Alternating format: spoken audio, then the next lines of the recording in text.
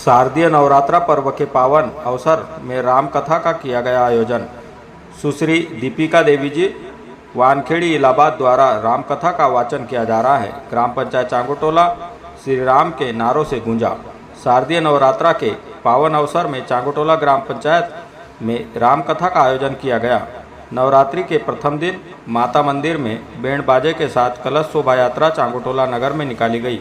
इस शोभा यात्रा में चांगुटोला नगर भक्ति भाव में मुग्ध होकर जय श्री राम के नारों के साथ नगर में भ्रमण कर राम कथा स्थल पर पहुंचकर कलश शोभा यात्रा का समापन किया गया।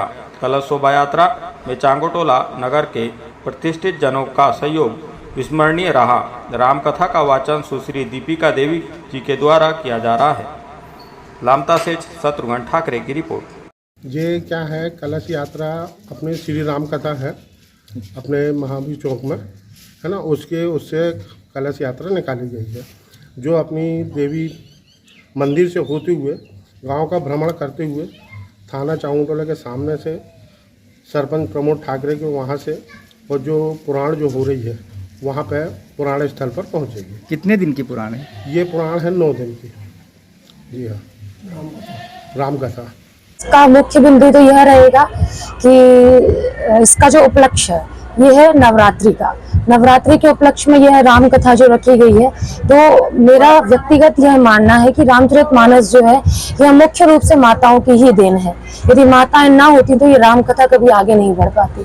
तो इसी के आधार पर मैं अपनी कथा की भूमिका को बनाऊंगी और नवरात्रि का जो पावन पर्व है इस पर्व को लेकर के श्री रामचरितमानस का मैं आगे वाचन करूंगी।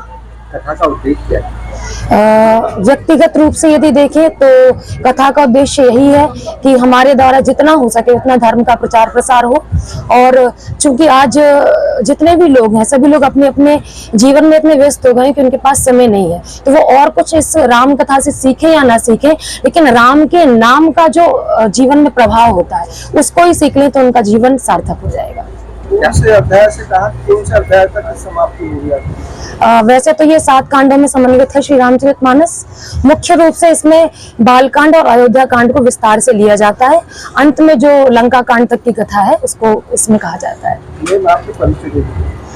मैं सुश्री दीपिका देवी जी नर्मदापुरम से हूँ और मैं एक कथावाचिका के साथ साथ एक सॉफ्टवेयर इंजीनियर हूँ। मैंने MCA में मास्टर्स डिग्री की है, लेकिन चूंकि श्री राम जी की ऐसी कृपा मुझ पर रही कि उन्होंने इस कार्य के लिए मुझे चुना है, तो मैं चाहती हूँ कि जीवन पर्यंत यह कृपा मुझ पर बनी रहे और सदैव इस कार्य को ही मैं करती हूँ।